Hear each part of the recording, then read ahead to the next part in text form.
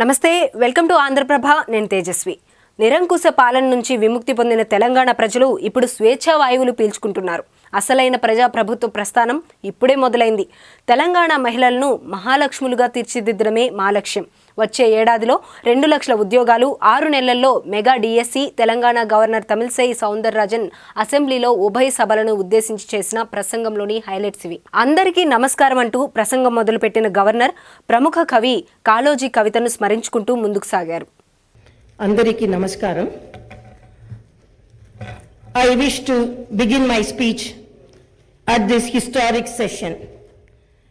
As Prajakavi Padma Vibhushan late Shri Kaloji Narayana Rao Garu wished 3 కోట్ల మేటి ప్రజల గొంతుకొకటి, కోరికొకటి, తెలంగాణ వెలసి నిలిచి ఫలించాలి భారతాన.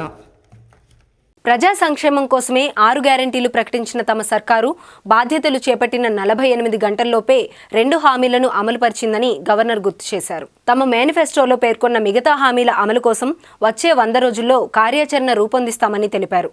తొలి అడుగులోనే తమ ప్రభుత్వం సంక్షేమానికి నాంది పలికిందని తమిళిసై చెప్పుకొచ్చారు. తెలంగాణ మహిళలను మహాలక్ష్ములుగా మార్చడమే తమ సర్కారు లక్ష్యమన్నారు. My government is taken the first step along the path of welfare for the people of the state. My government will stand by each and every promise it has made. Within 48 hours of entering the governance, my government has implemented 2 out of 6 guarantees. My government's aim is to make women in Telangana state prosperous as Mahalakshmis. 10 ఏళ్ల నిర్బంధపు పాలన నుంచి విముక్తి కావాలని తెలంగాణ ప్రజలు కోరుకున్నారని governor వ్యాఖ్యానించారు. నిరంకుశ పాలన నుంచి బయటపడ్డ తెలంగాణ తమ హయాంలో స్వేచ్ఛా వాయువులు పీల్చుకుంటోందన్నారు. అసలైన ప్రజా ప్రభుత్వ ప్రస్థానం మొదలైందని చెప్పడానికి గర్విస్తున్నా అని గవర్నర్ చెప్పారు. People in Telangana state have given a clear verdict to liberate themselves from the 10 years of repression in the recently concluded elections. Their message is clear and loud. I appreciate the collective wisdom of the people.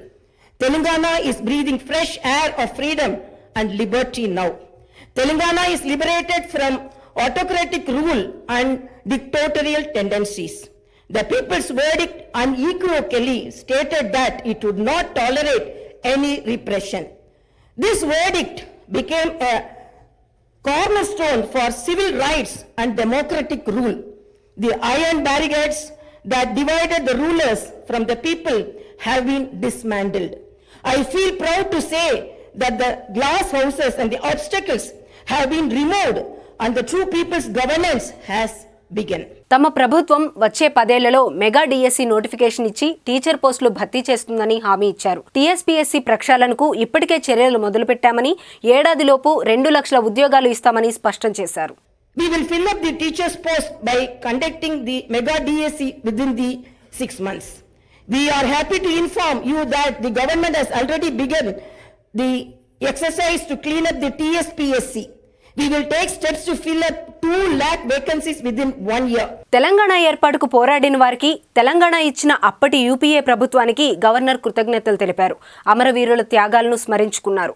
అమరవీరుల కుటుంబాలకు 250 గజాల ఇంటి స్థలం, గౌరవ భృతి ఇస్తామని ప్రకటించారు. కాళేశ్వరం, మేడిగడ్డ, అన్నారం బ్యారేజీల్లో అవినీతిపై విచారణ జరిపిస్తామని ప్రకటించారు. కాళోజీ కవితతో ప్రసంగం మొదలుపెట్టిన గవర్నర్ దాశరథి కవితతో ముగించారు. I wish to conclude my speech with the 2 famous lines from the legendary poet and the freedom fighter Shri Dasharathy Garu. ఆ చల్లని సముద్ర గర్భం దాచిన బడబాలన మెంతో బాణల మెంతో, ఆ నల్లని ఆకాశంలో కానరాని భాస్కరలెంతరో